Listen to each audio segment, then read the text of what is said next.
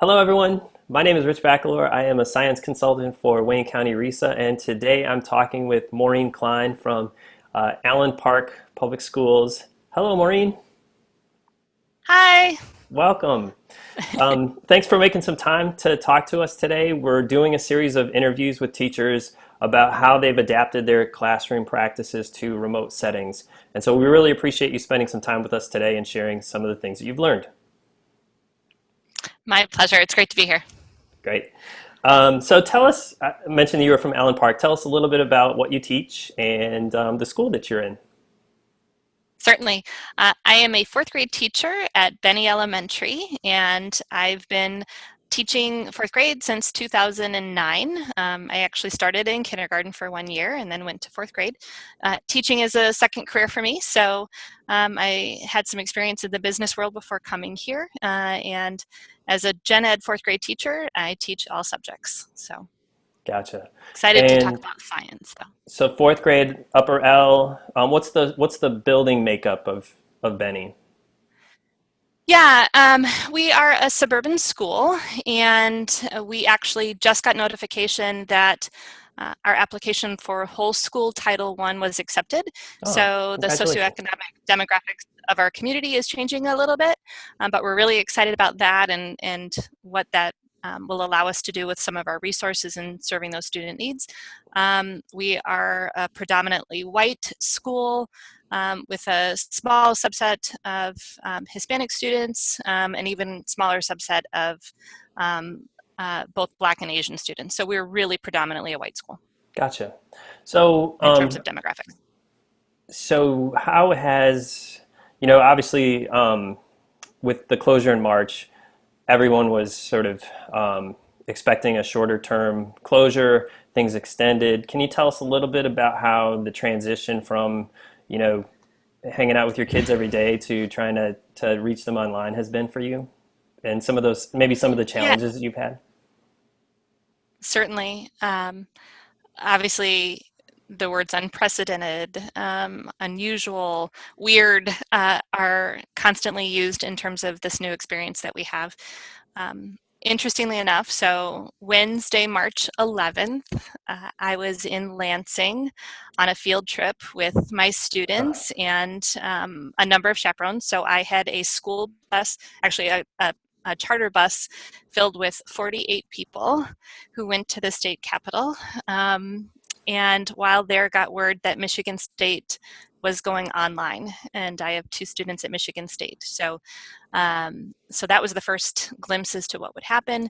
We were back in school on Thursday, and then got word Thursday after school we were closed for Friday, with the intent of teachers coming back, students staying away until next Wednesday, and then of course by that Thursday night, closer to midnight, we were shut down entirely. Um, our district asked pretty quickly, it was either Friday or Monday, that we classroom teachers get a Google Classroom up by that Wednesday. And I'm very fortunate in that I was already using that as a platform with my students to some extent in the classroom. So I had a little bit of a leg up on that because my students were already into Google Classroom itself. They knew how to navigate that a little bit. I already had that. And so and starting was that when, is Benny go a ahead. one-to-one school? Did you guys already have, or Oh, good did question. students have devices, Yeah, or did that factor into the process? great question.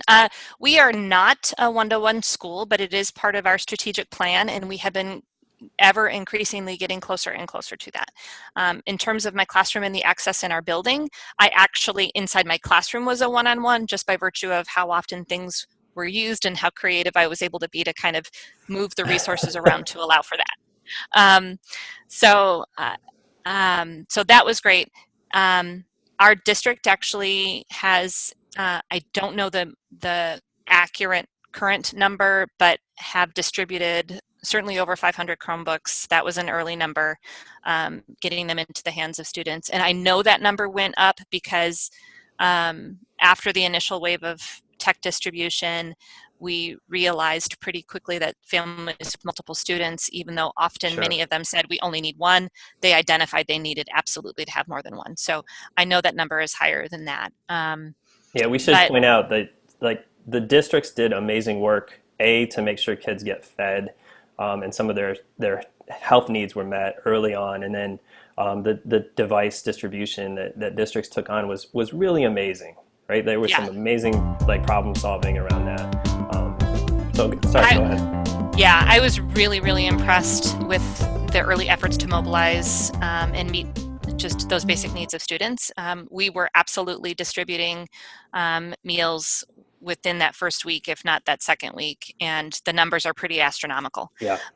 And so that just was done almost immediately, and it was within the first 10 days that they were pushing out hundreds of Chromebooks. So Hmm. really, really impressed with the efforts to do that on the behalf of the district, and kind of meeting those kids' needs. And from a personal perspective, I started Wednesday, which I think was like March 17th, Zooming with my class, and I've had a class Zoom every Monday through Friday since that day, with the exception of Memorial Day. Actually, I Zoomed all the way through spring break because it was so early in there.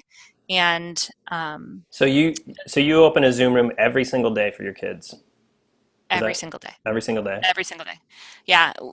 It changed a little from the beginning, and trying to find the sweet spot of like 9 o'clock was too early, noon people are eating lunch or they're hungry or they're whatever. That didn't quite so it took a little bit of time, and I surveyed both the parents and the students and whatnot, and so kind of settled in. And the second full week of school started, I resumed small groups. So we had I taught basically like guided reading groups or book club groups in the physical classroom, and so um, resumed doing that as well. And so the model that we ultimately settled in upon right around spring break was Monday, Wednesday, Friday, whole group, and then Tuesday, Thursday is that small group. And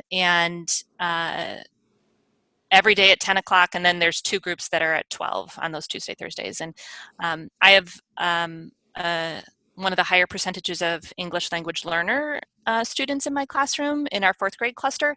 And so our ELL teacher pushes into my classroom. So Oh, when I that's use the word awesome. we, she and I partner quite a bit together. So I'm very fortunate with that. And she has two of the small groups, and I have two of the small groups. So but every school day, with the exception of Memorial Day, from that time to this, there's been a chance for the kids to connect. That's great. That's amazing. And how about your attendance or participation?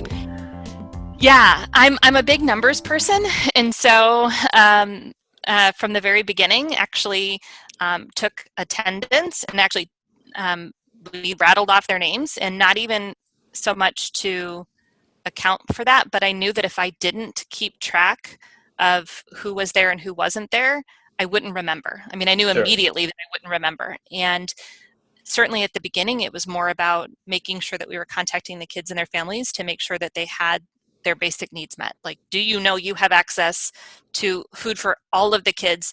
They don't have to go to Allen Park schools. Show up, tell us how many you need, we're giving you food. Do you know I can get you tech? And I'm very Right. fortunate with my husband being an educator and also a pretty good tech guy. So, we were literally, I'm on a class Zoom and he's on the phone working with parents trying to help troubleshoot, to get them in. And so really that beginning, I needed to know who was there and who wasn't there. And if they weren't there, why they weren't there, to know whether it was something that it was a barrier that we could remove to get them access back Yeah. into that classroom community. And So we so, should we should be clear. Mike Klein, your husband, is the My STEM director in Macomb County, also a science consultant. So there's that yeah, connection. Yeah. yeah, again, uh, I'm, I'm I recognize that I'm blessed in starting in teaching in this way, in some pretty unique ways. And one of them is, my life partner is also a fantastic education partner and able to really support that Aw, effort. So yeah, I'm pretty fortunate. power But we share the couple, a power one. couple. Yeah, right. So, so you But mentioned, attendance was your question, so though, and you're I right. think You that's a mentioned, really important one. So um, I think at a peak, so when I left the classroom, I had 28 students. I have 2 students who have essentially discontinued their engagement in the classroom. And so the number that I really work with is 26. And I think at my peak engagement, we were probably averaging 23 kids on the Zooms. And the attendance in the small groups actually is slightly higher statistically. But what I have noticed is weather's getting warmer. yeah. We're Well, all tired. They're sick of this. And so both the engagement from the Zoom perspective and even from the Google Classroom assignment perspective has been on a negative trend. yeah, So and that's really not surprising, right? no, it's not. And certainly what I was hearing about a month ago, I started scheduling. Time's weird, so forgive me. um, I started scheduling one-on-one meetings with the kids, and basically an interview type format with them. I had a series of questions I was going through with them in an effort to kind of say, okay, we've been doing this now for a little while. What's working for you? What isn't working for you? Can we set some personal goals for you? How can I help you access reading material? Those types of things. And very much found in those conversations, and sometimes the parents joined them, sometimes they didn't. This was different than any other new experience. Fundamentally, I knew that. But typically, we kind of think, oh, the more I practice, the more familiarity I get with something, the better it is, the less stressful it is. I'm getting better at this. I know what to expect. It should be hmm okay. I can continue to kind of push forward. And it was very, very evident from the kids and the families that the opposite actually is happening. And I think that really just fundamentally comes from the uniqueness of this experience, and that there's so much trauma that's happening on so many different levels, that the capacity to engage in an academic setting, even in as creative as I can make it, yeah, the capacity is waning, Sure. and they're tired. So Yeah. had to really kind of, okay, now what can I do? Take a step back, evaluate what my plans were, and how to recognize that fatigue, and still capture their interest and attention in ways that I thought, oh, okay, yeah, maybe they'll still hang with me. Yeah. Yeah. Well, I mean, I think that's a really nice way, or a nice example of how we have to really go back to that whole child model and look at, what, if we're going to keep kids engaged academically, they have to be healthy and safe first. We have to Yeah, provide them with multiple supports. And yeah. it really does sound like you're doing all of that. So congratulations. That's Thank you. really great. Trying.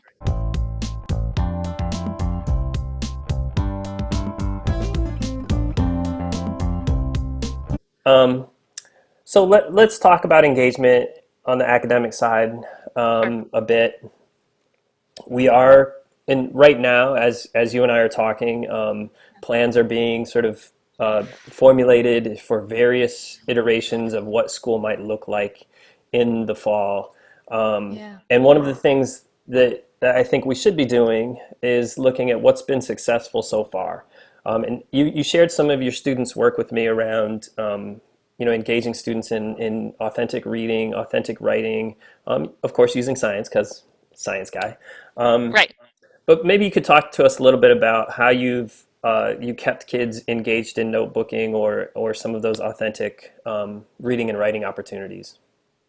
Absolutely. So that very first week, when we were asked to put a Google Classroom up and get content out there, I started it on that Wednesday, and so I essentially dropped 3 days of learning, and define that in my brain as days and not necessarily days of the week, because the recognition is that students are going to learn at different times, at different paces, based on different family schedules. And so while some, the adult that might be supporting their learning would be available on the weekends, I didn't want them to get hung up on, oh, it's Wednesday, I didn't go to school on Wednesday, therefore I just start on Thursday. And trying to really craft an at-home learning plan that was cohesive and did have the disciplines kind of woven together around different themes. And so that very first week, much of what I was having the kids do was kind of help them and help their families set up their at-home learning experience in ways that somewhat mimicked the classroom. And so in science, the first thing I asked them to do was find something, if they had a spiral notebook at home, if they had a blank journal, if they had a partially filled journal, if they could find some like whatever that they could find that they could dedicate to collecting their science thinkings and wonderings and journalings. I wanted their first activity in science was, okay, create your science journal. Mm-hmm. And the one thing that I'm grateful for in this experience and simultaneously anxious about next year is we had established procedures around this already, right? We'd been together for 2/3 of the year. They had science journals in the classroom. They had experience journaling in the classroom. What does that look like? Authentically writing and thinking about science, drawing models and labeling their models and explaining how their models are working. All of those base procedures and expectations were already established. So when I said, go create your science journal so that you can capture your science thinking, I knew what I meant. Mm-hmm. And so that piece was really exciting for me as a learner myself, as a teacher learner myself, because one of the things that I realized quickly on was whatever platform that you're doing that in, we can blow that out even further. And so just to kind of speak to some of the things that I just had them do initially, we're very fortunate to have a garden at Benny Elementary in the courtyard, and I use that garden habitat throughout the year in actually all of the content that I provide for the fourth graders, but certainly science is a really easy one. And we go there in the fall, and they get to choose a spot in the courtyard that they want to observe throughout the course of the year. And so throughout the months, we are going back and they're journaling what they're seeing and they're noticing and they're wondering what changes and how does that, how does the world change over time and what evidence do you have and what's growing out here and what evidence do you, all of that kind of stuff. And so at home, they made their science journal. Day 2 was go outside to your backyard, your habitat around you, pick a spot and start observing it. Mm-hmm. What are you noticing? What are you wondering? And wanting to get back to some of those expectations from the classroom, but also to say, hey, we can do this at home too, and we can do this in a different way. And so Yeah. some of the students immediately took to it. And here, let me share you. Can I share my screen? Yeah, absolutely. Please do. All right. Yes. It's just fantastic because so this photo is one of the photos that I got fairly in because they were asked at some point to also find a tree that they were going to observe. So we used that observing trees over time, because that was great, actually, beautiful time of year to do that because there's so much happening in terms of changes with trees. But specifically, this student right here in her science journal. So we've got a lot of noticings and wonderings going on. Let's see if I can zoom in a little on hers. But, oh, there we go. Writing about the rabbits that she's seeing, wondering what's happening inside there, getting out in terms of her food. So it was great for me to see that some were actually physically videotaping and photographing it. Others were using the platform of Google Docs itself, right? Just writing straight into Google Docs. Others found a notebook and were drawing and illustrating inside the notebook. And so it reminded me of what I already knew, which is I don't care how they show me what they know or what they're experiencing. I just want to hear that from them. And so that was a learning piece for me to say, okay, yeah, I knew that intuitively as an educator. I learned that, but I didn't always allow for that in the physical classroom. And in this way, I'm just thrilled when they share anything with Yeah. me. Yeah. And the So situation almost demanded that we give up some it of that control and let them figure that out. Those are it some did. great examples. I love the burrow with the carrots in it.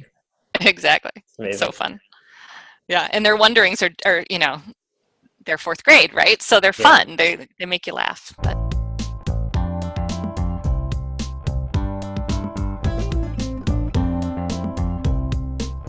So, Maureen, have you used any units, pre-planned units, or has most of the learning just been kind of make it up as you go? yes, well, I actually decided as we got into the experience a little bit more, I wanted to um, just kind of jump in and see what it would be like if we really tried to investigate a phenomenon together in a more structured way. And at the MSTA conference, I was able to talk with presenters who were using the next gen storyline.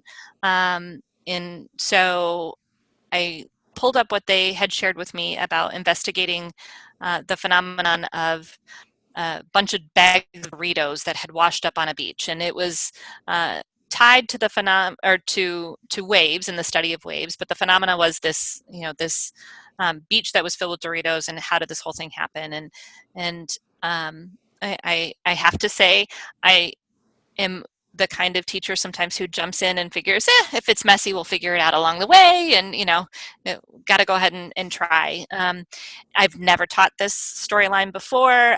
Like I said, I just got it at MSTA, and so trying to learn that investigation myself in this unique platform, and how is this going to work, and what am I going to do?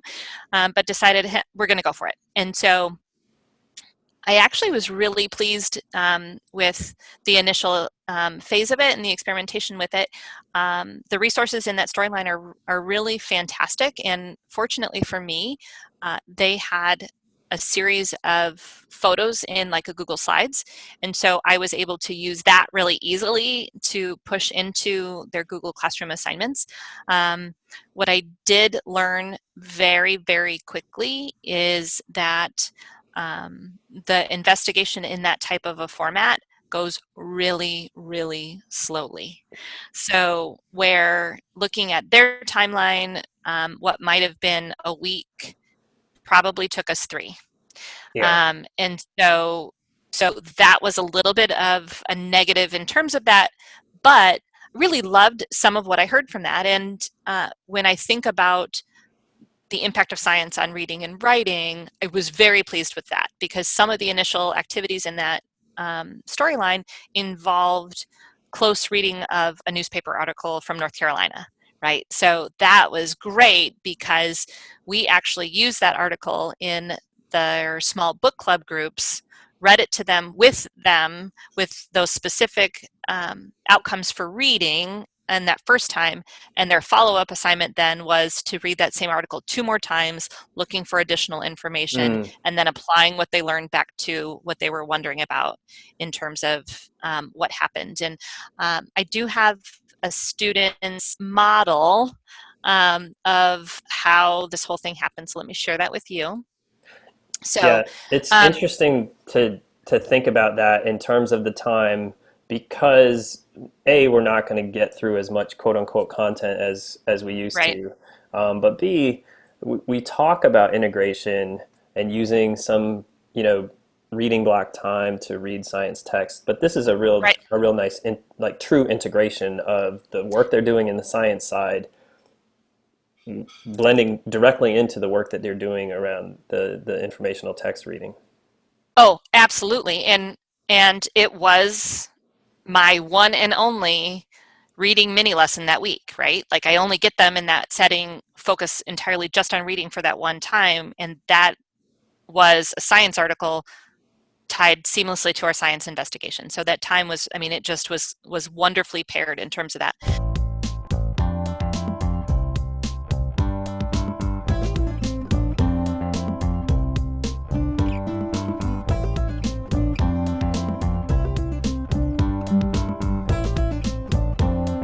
This is one student's model. So um, um, and again, a little bit of cut and paste on my end because they have great resources, but I needed it in a way that each student could do it. And so she actually chose to do this inside Google Drawings.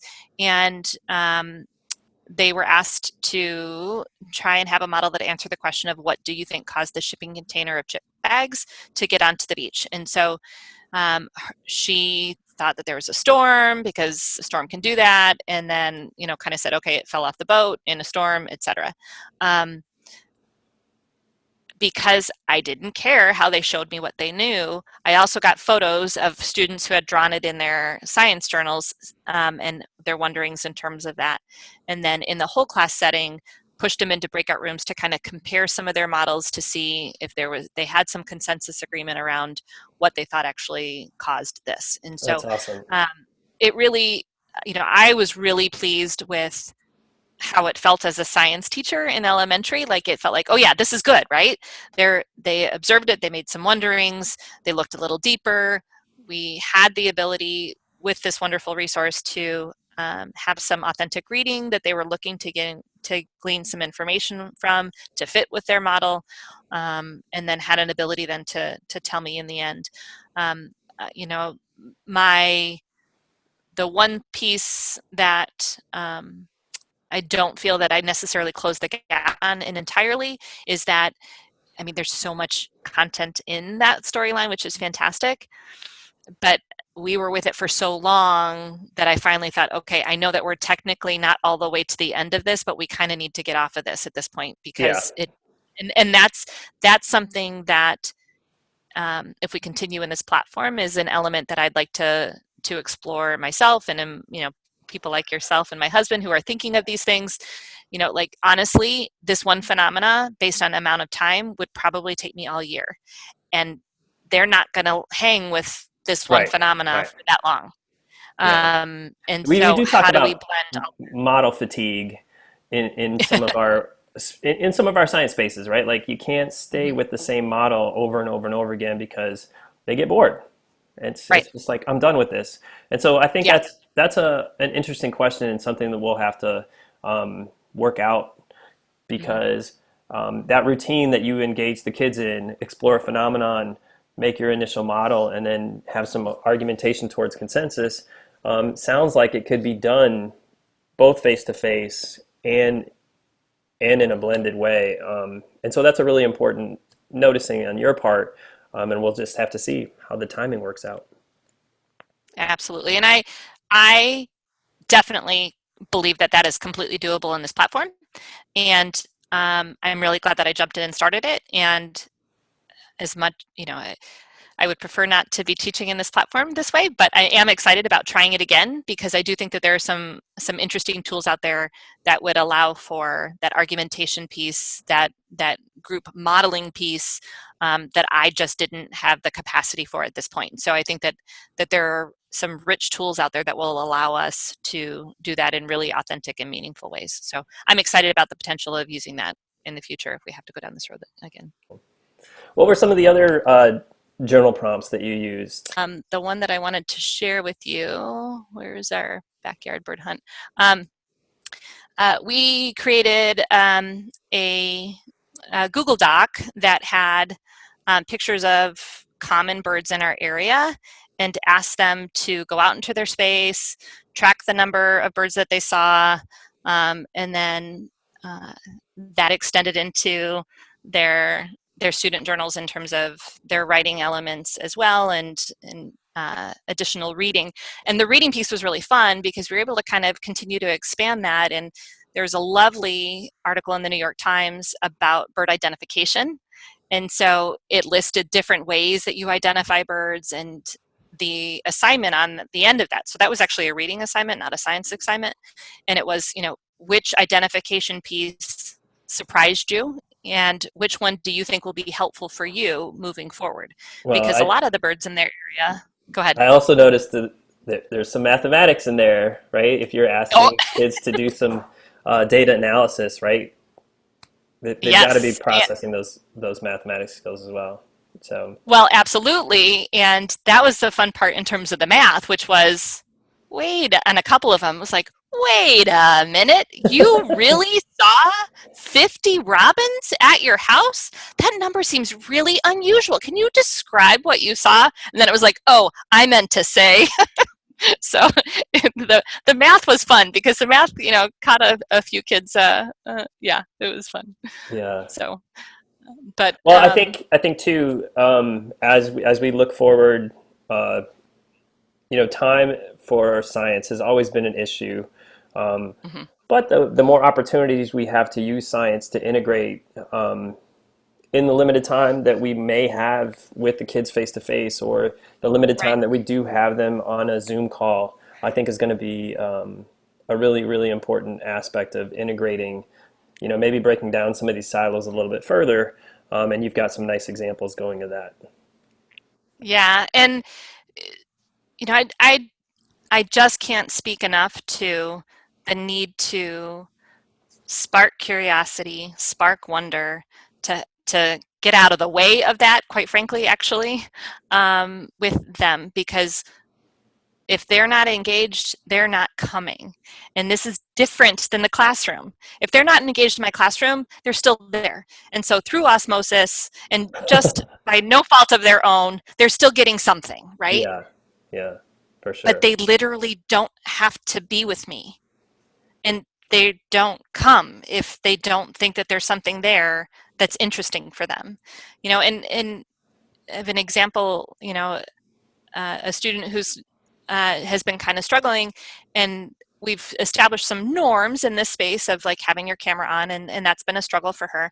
And there was an activity that she just loved, and the cameras are on, right? Like, I mean, that just it's such a visual reminder of if they're engaged, they're with me, and if they're not, she was black screen and the others are just not coming. And so Yeah. it's got to be focused on things that excite them, and science and exploration of their world and investigation of phenomena has the highest level of engagement. It just does.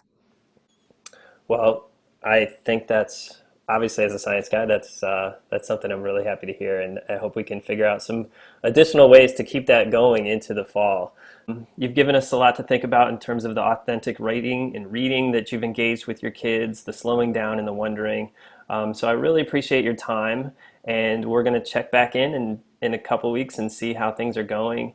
But I do appreciate you sharing what you've learned with us. My pleasure. My pleasure. Thanks for asking.